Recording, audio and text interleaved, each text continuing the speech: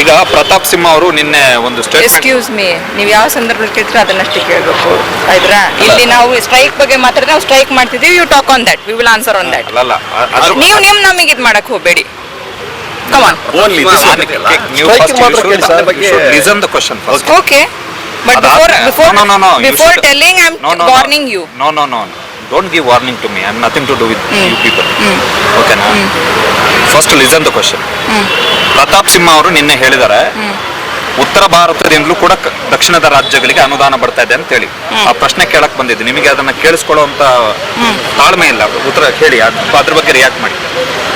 ಮೊದಲನೇದಾಗಿ ಬಿಜೆಪಿ ಅವರಿಗೆ ಅವರ ಸೋಲಿನ ಒಂದು ಏನಂತಾರೆ ಗೆಸ್ ಆಲ್ರೆಡಿ ಸ್ಟಾರ್ಟ್ ಆಗಿದೆ. ವೈ? ಬಿಕಾಸ್ ನಾವು ನಮ್ಮ ಸದರ್ನ್ ಸ್ಟೇಟ್ಸ್ ಏನಿದಾವೆ, ಅದು ಕರ್ನಾಟಕ ಆಗಿರ್ಬೋದು, ತಮಿಳುನಾಡು ಆಗಿರ್ಬೋದು, ಆಂಧ್ರ ಪ್ರದೇಶ ಆಗಿರ್ಬೋದು, ತೆಲಂಗಾಣ ಆಗಿರ್ಬೋದು, ಕೇರಳ ಆಗಿರ್ಬೋದು, ನಮ್ಮಲ್ಲಿ ಬಿಜೆಪಿ ಸರ್ಕಾರ ಇಲ್ಲ ಅಂದ್ರೂ ಕೂಡ ನಾವು ಒಂದು ಒಳ್ಳೆ ಪರ್ಫಾರ್ಮೆನ್ಸ್ನ ಕೊಡ್ತಾ ಇದೀವಿ. ಯಾವಾಗಿಂದ GST ಲಾಗೂ ಆಗಿದೆಯೋ ನಮ್ಮಲ್ಲಿ ಅದೇ ಅಷ್ಟೇ ಒಳ್ಳೆ ಪರ್ಫಾರ್ಮೆನ್ಸ್ ಮಾಡ್ಕೊಂತ ನಮ್ಮ ಒಂದು ಪ್ರೋಗ್ರೆಸಿವ್ ದಿಶೆಯಲ್ಲಿ ಡೆವಲಪ್ಮೆಂಟ್ ಕಡೆ ಹೋಗ್ತಾ ಇದೀವಿ. ಪ್ರೋಗ್ರೆಸಿವ್ ಈಗ ಗೂಡ್ಸ್ ಅಂಡ್ ಸರ್ವಿಸ್ ಟ್ಯಾಕ್ಸ್, ಹೌದು, ನಾವು ಒಂದು ಸರ್ವಿಸಿಗೆ ಗೂಡ್ಸಿಗೆ ನಾವು ಟ್ಯಾಕ್ಸ್ನ ಕೊಡ್ತಾ ಇದೀವಿ. ಅದೇ ಟ್ಯಾಕ್ಸ್ ಅಮೌಂಟ್ನ ವೆಲ್ಫೇರ್ ಸ್ಕೀಮ್ಸ್ ಮುಖಾಂತರ ನಮ್ಮ ಜನತೆಗೆ, ನಮ್ಮ ರಾಜ್ಯದ ಜನರಿಗೆ ಅದನ್ನು ತಲುಪಿಸ್ತಾ ಇದ್ದೀವಿ.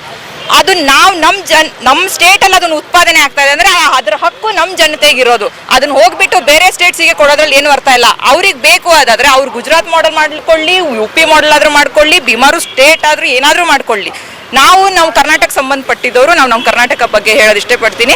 ನಮ್ಮ GST ಹಣ ಇದೆ, ನಮ್ಮ ಕಾಂಟ್ರಿಬ್ಯೂಷನ್ ಏನಿದೆ ಅದು ನಮ್ಮ ವೆಲ್ಫೇರ್ ಸ್ಕೀಮಿಗೆ ಮಾತ್ರ ಸೀಮಿತವಾಗಿರಬೇಕು. ಅವ್ರಿಗೆ ಬೇಕಂದ್ರೆ ಅವ್ರ ರಾಜ್ಯದಲ್ಲಿ ಒಳ್ಳೆ ಪರ್ಫಾರ್ಮೆನ್ಸ್ನ ತೋರಿಸ್ಕೊಳ್ಳಿ, ಒಳ್ಳೆ ಸರ್ಕಾರನ ರಚನೆ ಮಾಡಲಿ, ಒಳ್ಳೆ ಜನರನ್ನ ಆಯ್ಕೆ ಮಾಡಿ ಅಸೆಂಬ್ಲಿಗೆ ಕಳಿಸ್ಲಿ, ಮುಂದಿನ ಅವ್ರ ಡೆವಲಪ್ಮೆಂಟ್ಸ್ ಅವ್ರು ನೋಡ್ಕೊಳ್ಳಿ.